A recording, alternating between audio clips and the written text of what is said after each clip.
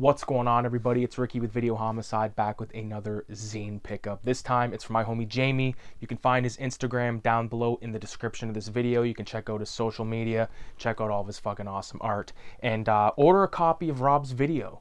Now, I don't know what issue of Rob's video this is, but I can tell you right now, it's fucking awesome, okay? This is what I'm talking about. This is a zine. I've actually got two previous issues, which I'll show you because they're sick. I've actually got art in, I think it's this one. I haven't been through these in a while, man. I just got these. I built a new bookshelf with my dad, and I'm just kind of getting stuff organized. But I found my box of zines, so yeah, bagged and boarded, nice and crispy. I like to keep, the comic collector in me makes me do this, you know what I mean? Because I could probably, I could just put them on the shelf, and I do have stacks of fucking zines on the shelf. Shout out to Cinema 187.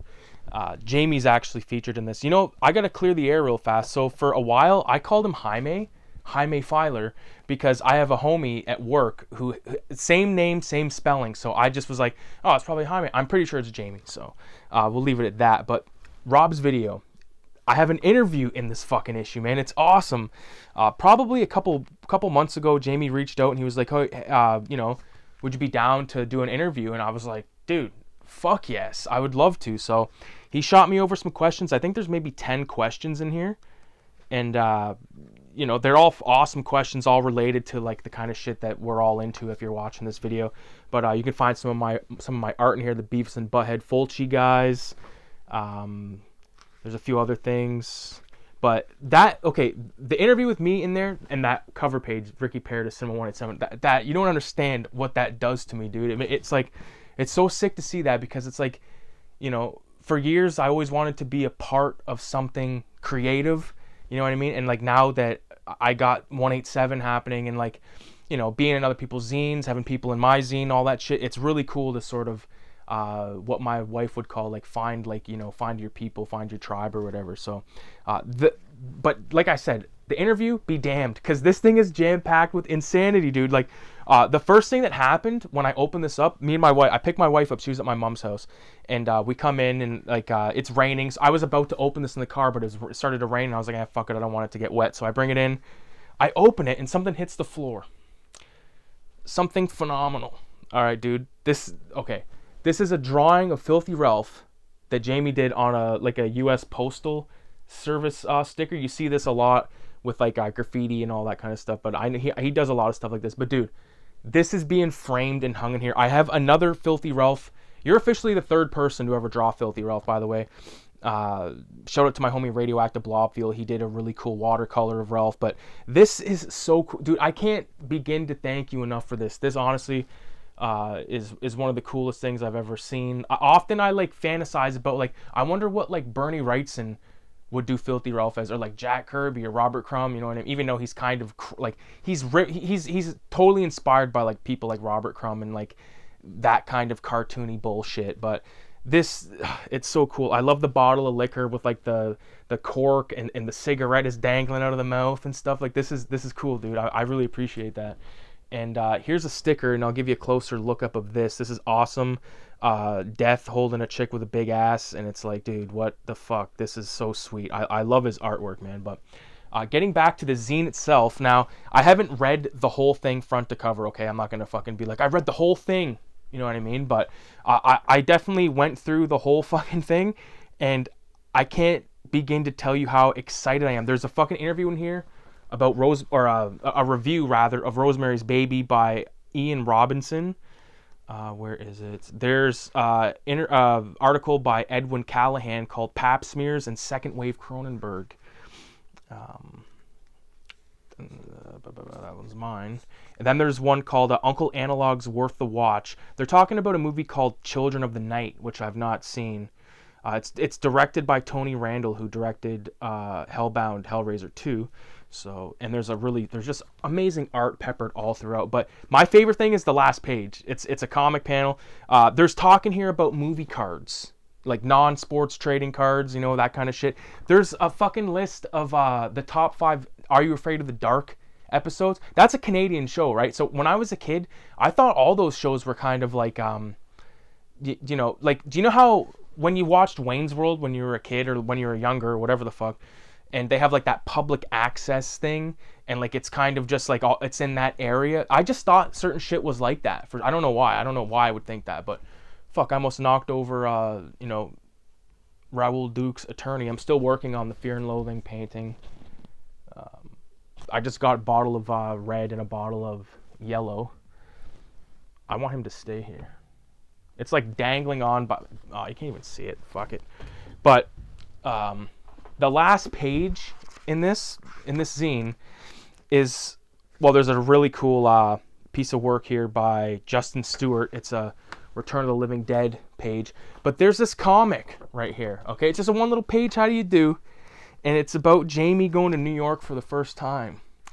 And he ended up going to some like greasy little video shop somewhere, and he found Shogun Assassin, and it's such a short little story, but I feel like that shit was made for me, you know? And that's the thing I like about doing these zines and stuff, because like it's made by people that are into the same stuff as me. You know what I mean? I was gonna say people like me, but like people that have the same interests. Like we love art, we love horror films, we love we love that stuff, and we love talking about it, and we love sharing it, and spreading it around. One thing that Jamie has been doing recently is drawing on old Playboys and stuff like that. I know he's always into there's a Instagram page, I forget the name of, it's called Monsters Holding Bitches.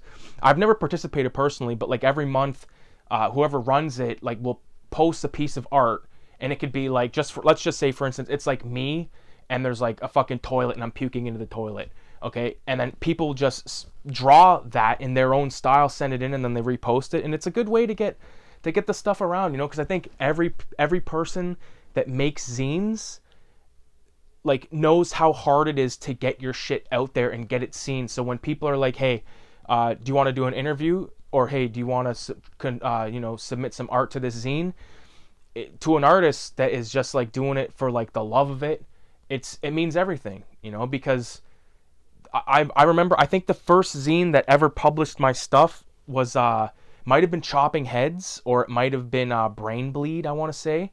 Or it could have even been All We Need Is Sleeves. I don't know. That like there's so many of these fucking zines out there that just kind of spring up, come along. They're like, hey, like everyone kind of collaborates and stuff. And some lean towards music, some leans towards music. I gotta say, Rob's video is probably one of my favorites. It's in terms of like, the Are You Afraid of the Dark thing, the fucking trading card. It's all stuff that is like relevant to me. I don't collect trading cards. I do have a few. Real quick, there's this card right here, Sparky Anderson. It's the coach for the Detroit Lions, that was mistakenly sent to me by Spark PDF off Instagram, who's a contributor of 187. Sent that to me because he actually sent me a comic in the mail, and then forgot to change his shipping info on whatever site it was. So then I got his fucking Sparky Anderson. I'm like, hey, do you want me to, I'll send this back to you. And he's like, no, I'll keep it for like the goof. And I'm like, dude, that'll be on the shelf forever, dude, because it's just out of control. Like, I want someone to come in here and be like, who the fuck is Sparky Anderson? This is him, by the way. It's like a total old boy, Take a look at him. I think he probably bought it because the name's Sparky. I don't know. Now you guys are going to know how I do my... Find my eye. The twinkle in the eye. There it is. But, like I was saying, like, just the amount of care and dedication it takes to make a zine, I totally respect. It's hard to get together a zine. You know what I mean? Like, it's hard to, especially like for me personally, the hardest fucking zine that was ever made for me was this one right here, the Video Nasty special, dude. There's 40 movies, 39 movies. I wrangled 28 people.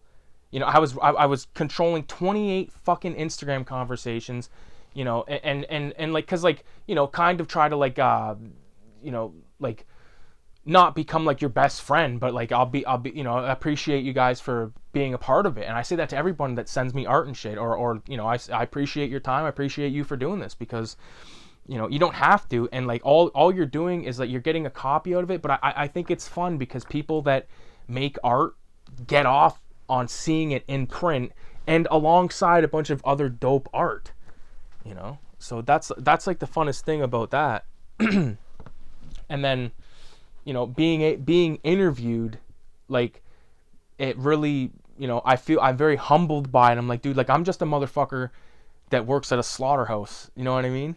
Like, and here I'm interviewed in this, like, to other people it's like whatever, you know, and but like people can say fuck Instagram all the time and stuff, but I found some of my, like, some close homies through Instagram and through YouTube and stuff. Radioactive Blob Fuel, Trash Dash, Retro or Die, Gene Polly's Peter Cami, all these motherfuckers that I've known for years, you know. So you can say fuck Instagram and all that, but like, again, I wouldn't know about Rob's video if it wasn't for that type of shit. So well done, dude. I love it. Black and white is the way to go. Definitely the newest issue of 187, a majority of the art that I've received and I'm doing is black and white. So that's just the way the cookie crumbles. Sometimes it's full color, sometimes it's not. I'm obsessed with black and white drawing right now. Obviously, I'm doing the paintings and stuff. I finished that Ratfink painting, so there'll be a post somewhere, Instagram, wherever the fuck it's, I don't know. But again, I really want to shout out Jamie for this fucking... Watch his name actually be Jaime, for fuck's sake. This right here means the world to me, dude. This little Filthy Ralph drawing. So that'll be framed and hung up. Once, because I just moved shit around in here. So once I get a frame for that, I'll hang Radio's Filthy Ralph next to that. And it's cool, man. I love seeing Ralph in... I'm trying to think if anyone else did Ralph. No, I don't think so. If you did, then remind me in the comments. And with that being said, if anybody wants to get a copy of Cinema 187, like I said, the Video Nasty Zines features 28 artists, all full color. It's heavy duty. It's the best thing that I think I ever put together. But this is the one that I think is best made. Like, it flows more like a zine. Rob's video is like a fucking lot of articles and stuff, whereas like there's some art, it's mostly art, you know what I'm saying? Because like that was like the main thing I wanted to do. I wanted to focus on the art. So issue 5 with the fucking the Asian special edition, there's so much insanity packed into that one. Issue 3, you know, issue 1, and then of course issue 2. I gotta put these in something because they're starting to get a little fucked up. These are what I call my shelf or my advertisement issues, because I always put them here, and you know, because why the fuck wouldn't I shout them out in the in my own video, right? And also, if the Filthy Ralph Sunday Funnies issue 1, this is Pawn Shop Funnies, is going to be sent with every copy of 187 number 6. So if you get number 6, you get that, and you might get a few other things. Okay, you might get Raise the Dead number 6, which this is now officially the 2nd copy in existence, maybe the 3rd.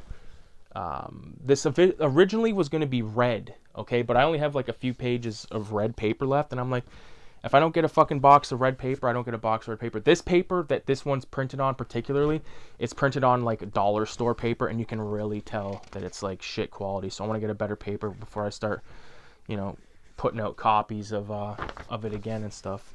So that's basically it, man. I appreciate everybody for watching. Leave a 666 in the comments. And with that being said, make more zines, make more comics, read more fucking books, put the fucking phone down. I gotta follow my own rules here, man. I think everyone is addicted to the fucking phone. So with that being said, I'm gonna play around on my phone for a while.